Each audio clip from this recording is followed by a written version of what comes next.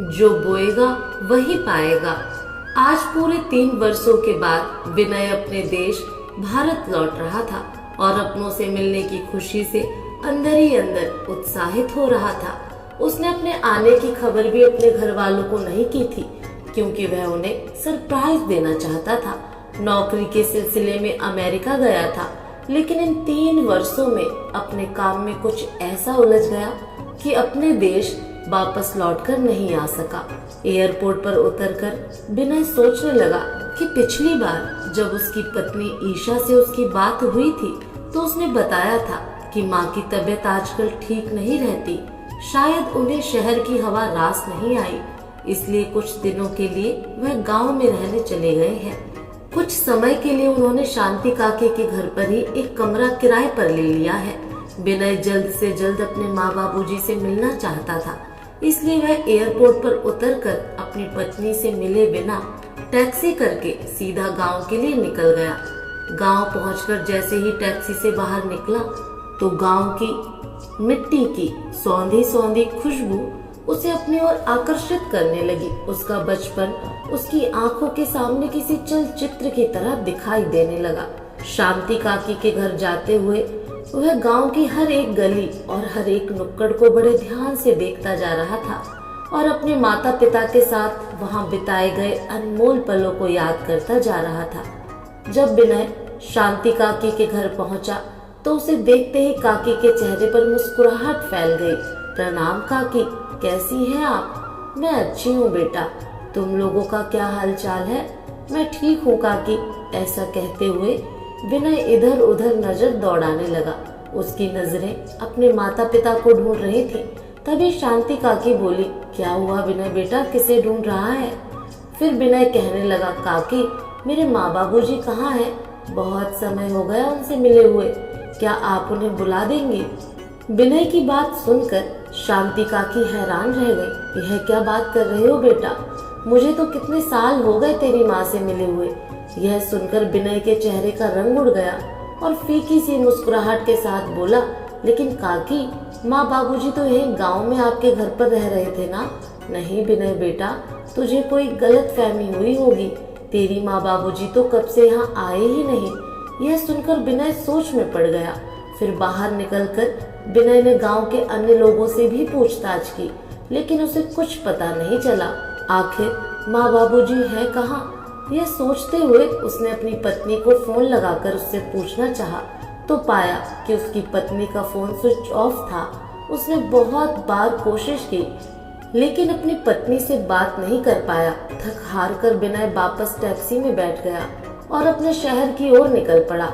विनय को इतना परेशान देखकर टैक्सी ड्राइवर ने उससे उसकी परेशानी का कारण जानना चाहा, तो विनय ने उसे सारी बात बता दी।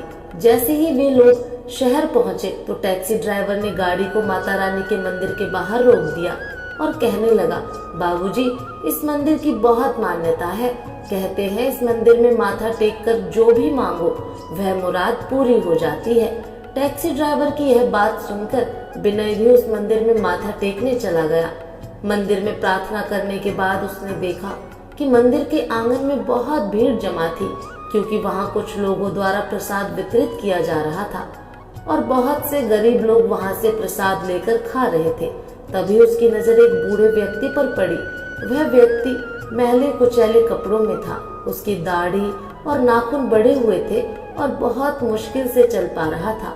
वह भीड़ में घुसकर प्रसाद लेने की कोशिश कर रहा था, परंतु घुस नहीं पा रहा था। वह कमजोर बूढ़ा व्यक्ति बार बार कोशिश करता, परंतु भीड़ में टिक नहीं पाता। लेकिन जैसे तैसे कोशिश करने के बाद जब वह प्रसाद लेने के लिए पहुंचा, तब तक प्रसाद समाप्त हो चुका था।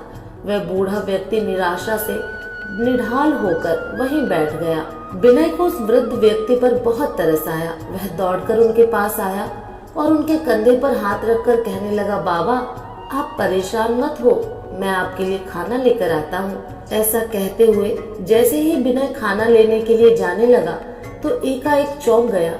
उसे उस वृद्ध व्यक्ति में अपने पिता की झलक दिखाई दी। वह जाते जाते अचानक रुक गया और उस वृद्ध व्यक्ति की ओर गौर से देखा तो उसे ऐसा लगा जैसे उसकी आंखों के सामने जैसे अंधेरा ही छा गया हो।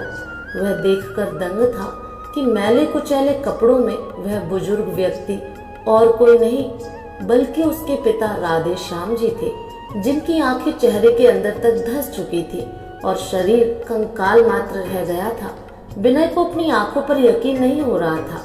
रुंधे गले से वह बोला, पिताजी आप यहाँ इस हालत में? आपकी यह हालत कैसे हो गई और आप कहाँ चले गए थे? मैंने आपको कहाँ कहाँ नहीं ढूंढा। ऐसा कहते हुए विनय अपने पिता के गले लग पड़ा। तभी राधे श्याम जी ने उसे झटकते हुए कहा, अब क्या लेने आया है मेरे पास? या फिर यह देखने आया है कि तेरे माँ बाप जिंदा भी हैं या मर गए? तभी विनय बोला, नहीं पिताजी, ऐसा मत कहिए, मुझे आप लोगों की ऐसी हालत के बारे में कुछ भी मालूम नहीं था। तभी राधे श्याम जी उसे घृणा भरी नजरों से देखते हुए बोले, अच्छा चलो मान लिया कि तुझे हमारी हालत के बारे में नहीं पता था, लेकिन हमें यहाँ आए लगभग 3 महीने बीत चुके हैं। अपनी पत्नी को तो घर पर तो रोज फोन करता ही होगा, क्या तूने हमारे बारे में अपनी पत्नी से पूछना तक जरूरी नहीं समझा? नहीं पिताजी, ऐसी बात नहीं है। मैंने ईशा से आपके बारे में पूछा था तो उसने मुझे बताया कि माँ की तबीयत ठीक नहीं चल रही थी, इसलिए गांव की शुद्ध हवा में रहने की माँ की बहुत इच्छा थी, तो उन दोनों को मैंने कुछ दिनों के लिए गांव भेज दिया है। मैंने उससे पूछा भी था कि माँ बाबूजी गांव में कैसे रहते हैं, क्योंकि अब गांव का मकान तो बिक चुका है।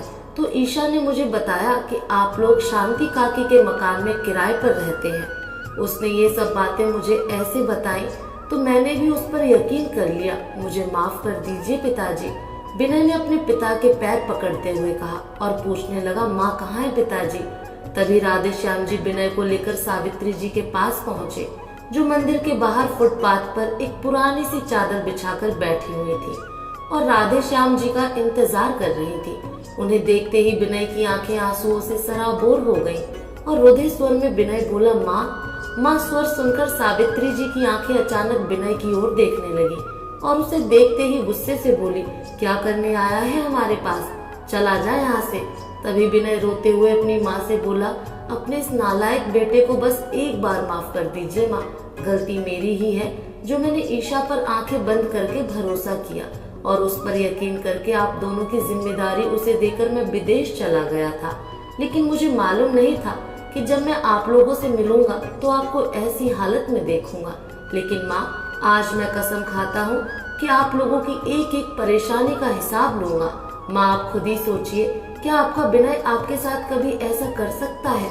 आपकी यह हालत देखकर मुझ पर जो बीत रही है वह मैं ही जानता हूँ। इतना कहते हुए विनय अपनी माँ से लिपटकर फूट फूट कर रोने लगा।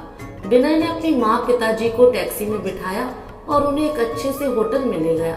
वहाँ उन्हें भरपेट खाना खिलाया, वहीं उनके रहने का इंतजाम करवाया। इतने आलीशान होटल को देखकर राधे श्याम जी और सावित्री जी हैरान रह गए।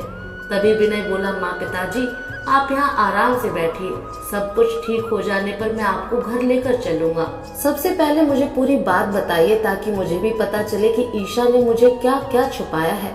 बेटा क्या बताऊं, तेरे जाने के बाद 4-5 महीने तक तो बहू का व्यवहार बहुत अच्छा था। हम तो खुद को बड़े ही खुश नसीब समझ रहे थे और ईश्वर का हर पल शुक्रिया अदा करते थे कि हमें ऐसा बेटा बहू मिले। लेकिन हमें क्या पता था कि बहू का व्यवहार केवल हमें भ्रमित करने के लिए है। जब उसे यह मालूम चला कि तू अभी और 2 साल के लिए अमेरिका में ही रहने वाला है तो उसका रवैया एकदम से बदल गया।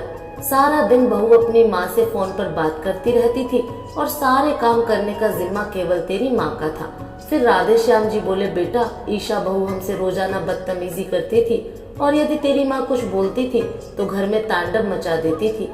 एक दिन सुबह जब हम लोग नींद से जागे तो देखा कि बहू घर से गायब थी। हमने पूरा घर छान मारा लेकिन वह कहीं नहीं थी। हमने बहू को फोन लगाया लेकिन उसने फोन भी नहीं उठाया। किसी अनहोनी के डर से हमारा दिल अंदर तक कांप उठा था। दोपहर के समय जब वह घर लौटी तो हमारी जान में जान आई, लेकिन हमने देखा कि उसके हाथ में एक बड़ा सा बैग था। हम बहुत हैरान रह गए। इससे पहले कि हम उससे कुछ पूछते उसने बोला, माँ पिताजी आप लोग आज के आज और अभी के अभी अपना सामान अपने कमरे में से निकाल लीजिए और स्टोर रूम में रख दीजिए। आज से आप हॉल में सोएंगे क्योंकि आज से मेरी माँ इस घर में रहेगी। ये क्या कह रही हो तुम बहू? हम हॉल में कैसे सो सकते हैं? तुम्हारी माँ तो कुछ दिनों के लिए आई होंगी, तो एक काम करो, तुम्हारी माँ और सावित्री अंदर कमरे में बेड पर सो जाएंगे और मैं यहाँ हॉल में सो जाऊंगा। राधे श्याम जी बोले। तो ईशा बोली, मैंने कब कहा कि मेरी माँ यहाँ कुछ दिनों के लिए आई है? यह उनका घर है और वह अब यहाँ हमेशा के लिए रहेंगी, और आप लोगों से मैं जितना कहा है आप उतना ही कीजिए, ईशा ने गुस्से में कहा। तो राधे श्याम जी बोले, बहू तुम्हें मालूम है कि सावित्री की तबीयत ठीक नहीं रहती, उसकी कमर में बहुत दर्द रहता है, उससे जमीन पर नहीं लेटा जाएगा। वह सब मैं नहीं जानती, जल्दी से कमरा खाली कीजिए, नहीं तो इस घर के दरवाजे खुले हैं, आप लोग अपना इंतजाम खुद देख सकते हैं। बहू ईशा की बात सुनकर सावित्री जी को बहुत बुरा लगा। वह गुस्से से बोली, आप जरा विनय को फोन लगाइए, मुझे उससे बात करनी है। और विनय बेटा, यह बात होने के बाद हमने तुझे कितनी बार फोन मिलाया था, लेकिन तूने एक बार भी हमारा फोन उठाना जरूरी नहीं समझा। यह बात सुनकर विनय हैरान रह गया और बोला, लेकिन माँ पिताजी, मेरे पास तो आपका कोई फोन नहीं आया। अरे हाँ, याद आया, मेरा फोन नंबर बदल गया था और इसके बारे में मैंने ईशा को भी बताया था और उससे कहा था कि आपको भी इस बात की खबर दे। फिर राधे श्याम जी बोले, लेकिन बेटा हमें बहू ने इस बारे में कुछ नहीं बताया, हम तो अब तक यही सोच रहे थे कि तू भी बदल गया है, तूने भी हमसे मुंह मोड़ लिया है। फिर सावित्री जी बोली, बेटा मैंने बहू को एक बार कहा भी था कि मेरी एक बार विनय से बात करवा दो। तभी ईशा ने कहा, मेरे पति ने आपका ठेका नहीं ले रखा है क्या? हर बात पर आप लोग विनय को फोन लगाने की बात करते हैं। वह वहाँ काम करने गए हैं, आराम करने नहीं, और वैसे भी उन्हें सब मालूम है, उनकी रजामंदी से ही मैं अपनी मम्मी को यहाँ पर लेकर आई हूँ। हाँ पिताजी, मुझे ईशा ने ये कहा था कि वह अपनी मम्मी को हमारे घर लेकर आ रही है, क्योंकि उसके भाई भाभी उसकी मम्मी का ठीक से ख्याल नहीं रखते और उनसे झगड़ा करते हैं।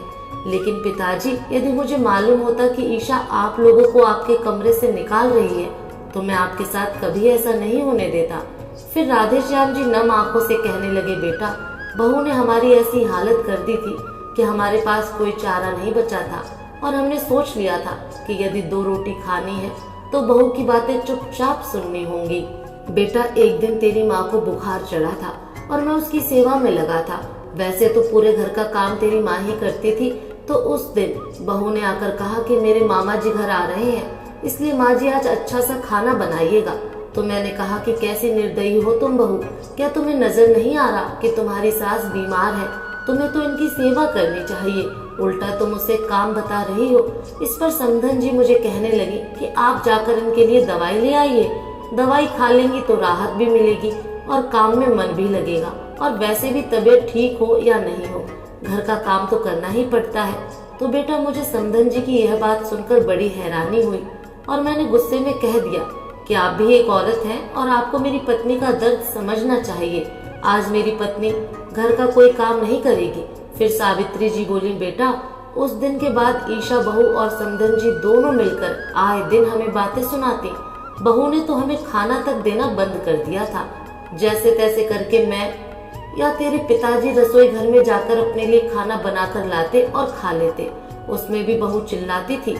एक दिन घर पर बहू ने किटी पार्टी रखी और घर पर बहू की बहुत सी सहेलियां आई हुई थी। उस दिन बहू ने हमें कहा कि रसोई में 15 लोगों का खाना बनाना है और तेरे पिताजी को कुछ पैसे देकर बाजार से सामान लाने के लिए भेज दिया और मुझे खाना बनाने के लिए काम पर लगा दिया। यहाँ तक कि जब खाना तैयार हो गया तो सबको परोसने के लिए भी हम दोनों को ही कहा। समधन जी और बहू मेहमानों के साथ पत्ते खेलने में व्यस्त हो गई। सब लोग हंसी के ठहाके लगा रहे थे। बीमार होने के कारण मुझसे इतना सब काम नहीं किया जा रहा था। यह सब देखकर तेरे पिताजी का गुस्सा उबल पड़ा और उन्होंने सारा खाना उठाकर फर्श पर गिरा दिया। यह सब देखकर बहू का पारा 7वें आसमान पर पहुंच गया। वह चिल्लाकर बोली, आप लोगों की इतनी हिम्मत कि मेरी सहेलियों के सामने मेरी बेइज्जती कर दी। उधर बहू की माँ मोहिनी जी भी बहू को भड़काते हुए कहने लगी, बेटी ईशा, तुम ही इन लोगों को तरस खाकर घर में बैठाए हुए हो, निकाल बाहर क्यों नहीं करते इन लोगों को? हाँ माँ, आप ठीक कह रही हैं, इन्हें घर में रखकर मैं इन पर एहसान कर रही हूँ और यह मेरे एहसान का इस तरह बदला दे रहे हैं। जल्दी से अपना सामान समेटिए और चले जाइए यहाँ से। यह सब बताते हुए सावित्री जी फूट फूट कर रोने लगी और कहने लगी, बेटा तू नहीं जानता, बहू ने भरी दोपहर में हमें घर से बाहर निकाल दिया। हम कहाँ जाते? गांव वाला मकान भी अब अपना नहीं रहा था। हम लोग सड़क पर आ गए थे। मेरी हालत तो पहले से ही खराब थी। अपमान के तूफान झेलकर तेरे पिताजी भी बीमार रहने लगे।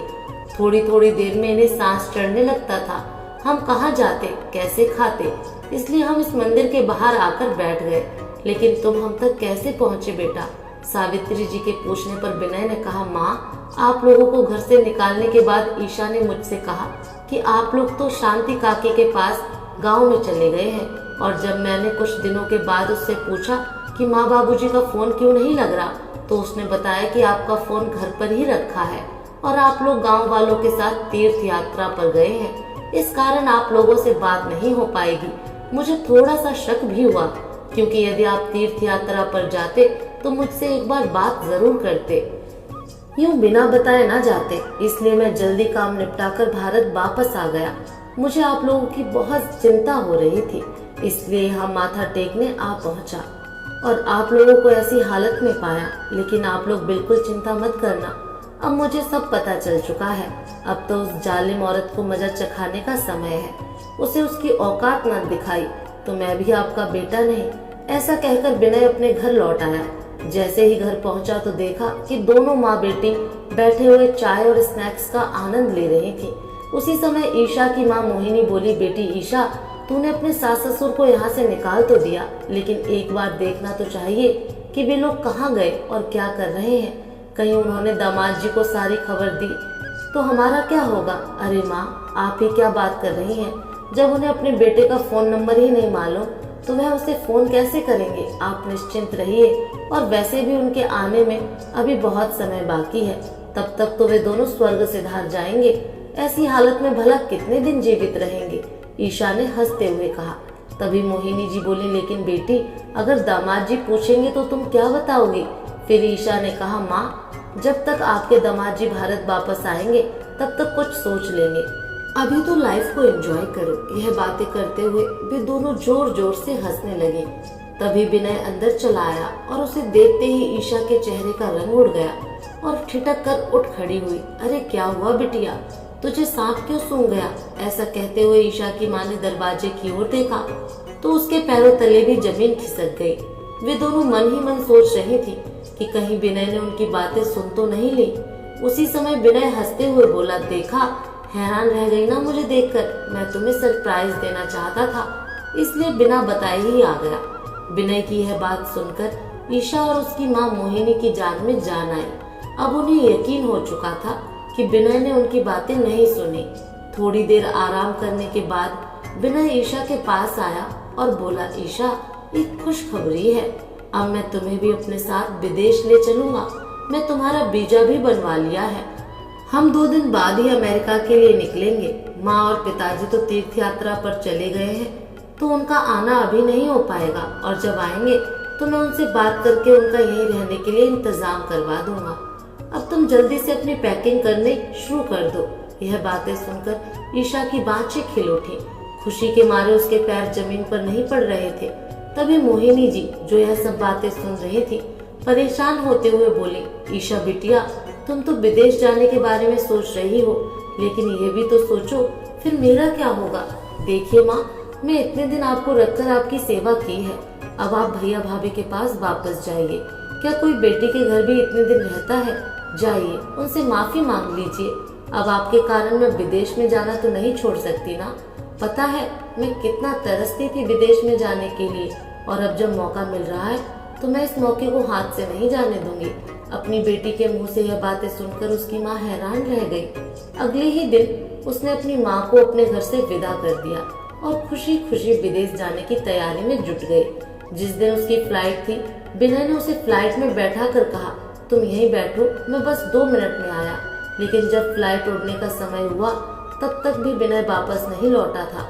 ईशा ने घबराते हुए बैग में से अपना फोन निकाला। तभी उसने देखा कि फोन के पास एक कागज रखा हुआ था।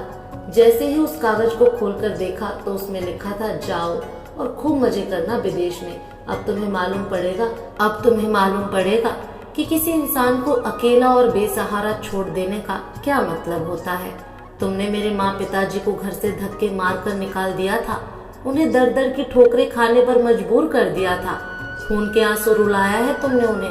अब तुम भी विदेश में भीख मांगना, और जब भीख मांगकर पैसे इकट्ठे हो जाएं तो वापस आ जाना और अपनी माँ के साथ ही रहना, क्योंकि अब मेरा तुमसे कोई रिश्ता नहीं है। जब तक ईशा ने यह पत्र पढ़ा तब तक फ्लाइट उड़ चुकी थी। हवाई जहाज के उड़ने के साथ साथ उसे ऐसा महसूस हुआ कि उसकी जान ही निकलती जा रही है। विदेश में रहने की अपनी इच्छा के कारण वह अपने सास ससुर से छुटकारा पाना चाहती थी, और अपनी इसी इच्छा के कारण ही उसने अपनी माँ को भी बेसहारा छोड़ दिया। आज ईशा विदेश में दर दर की ठोकरें खा रही थी और अपने किए पर पछता रही थी, क्योंकि आज वो अपने ही बुने जाल में बुरी तरह फंस चुकी थी। इधर राधे श्याम जी और सावित्री जी की शादी की 50वीं सालगिरह पर विनय ने उन्हें एक बड़ा सा आलीशान फ्लैट खरीद कर दिया और होटल से उन्हें सीधा इस फ्लैट में लेकर गया और बोला, माँ पिताजी, आपको शादी की 50वीं सालगिरह बहुत बहुत मुबारक हो। अब आपको आपके इस घर से कोई नहीं निकाल सकता, क्योंकि ये घर आपके नाम पर है। बेटे का इतना प्यार देखकर राधे श्याम जी अश्रुपूरित आंखें लिए बोले, बेटा हमें माफ कर देना, हमने तुम्हें बहुत गलत समझा। आज उन तीनों की आंखों में खुशी के आंसू थे। कुछ समय के बाद विनय के पास ईशा का फोन आया, लेकिन विनय ने उसका फोन काट दिया। उसने कई बार फोन लगाया, लेकिन विनय नहीं उठाया। तब राधे श्याम जी के पूछने पर विनय ने उन्हें सब कुछ बता दिया कि किस तरह उसने ईशा को उसके किए की सजा दी। थोड़ी देर में ईशा का फिर से फोन आया तो राधे श्याम जी ने फोन उठाया। उधर से ईशा के रोने की आवाज आई और फिर गिड़गिड़ाते हुए बोली, बाबूजी मुझे माफ कर दीजिए, मैंने आप लोगों के साथ बहुत बुरा किया, जिस कारण विनय ने मुझे अकेला छोड़ दिया है। उन्होंने मुझसे सारे रिश्ते खत्म कर दिए हैं। आप ही उन्हें कुछ समझाइए ना। मैं कसम खाती हूँ कि आज के बाद आप लोगों को कोई तकलीफ नहीं होने दूंगी। ईशा के इतना कहने पर राधे श्याम जी और सावित्री जी का दिल पिघल गया। उन्होंने बेटे से कहकर ईशा के आने का इंतजाम करवाया। 2 दिन बाद ईशा घर पहुंच गई। उसने अपने सास ससुर के पैरों में गिरकर उनसे माफी मांगी और उनकी खूब सेवा करने लगी। आज एक बेटे ने दुनिया वालों के सामने एक मिसाल कायम कर दी थी। लेकिन उधर ईशा की माँ मोहिनी जब अपने घर पहुंची तो देखा कि उनका सारा सामान स्टोर रूम में शिफ्ट हो चुका था। उनके अपने कमरे में उनके लिए कोई जगह नहीं थी, क्योंकि उस कमरे में उनकी बहू के पिताजी आराम फरमा रहे थे और टीवी पर गाना बज रहा था, जो बोएगा वही पाएगा, तेरा किया आगे आएगा। दोस्तों, आपको ये कहानी